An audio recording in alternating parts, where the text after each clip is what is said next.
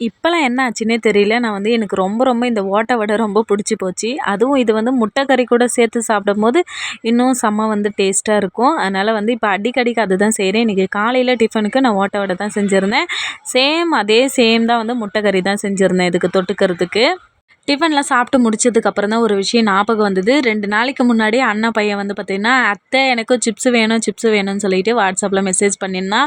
ஆக்சுவலாக சிப்ஸு வந்து நான் செய்ய ஆரம்பிக்கும்போதே ஃபஸ்ட்டு பார்சல் எங்கள் வீட்டுக்கு தான் அனுப்பணும்னு நெனச்சிருந்தேன். பட் ஆனால் எல்லோரும் கேட்டதுக்காக அவங்களுக்கு வந்து அனுப்ப வேண்டியதாகிடுச்சு. இப்போ கடைசியாக வந்து பார்த்திங்கன்னா, குழந்த கேட்டான்றதுக்காக உடனே வந்து நான் சிப்ஸ் ரெடி பண்ணியிருந்தேன். அதையும் வந்து பார்த்திங்கன்னா, ஒரு பக்கம் நான் பேக்கிங் வந்து எல்லாமே பண்ணிட்டேன். எல்லாமே செஞ்சு முடிச்சுட்டு அவசரமாக எங்கள் வீட்டுக்காரர்கிட்ட கொண்டு போய் கொடுத்தா, அவர் நாளைக்கு எடுத்துகிட்டு போகிறேன்னு சொல்லிட்டாரு.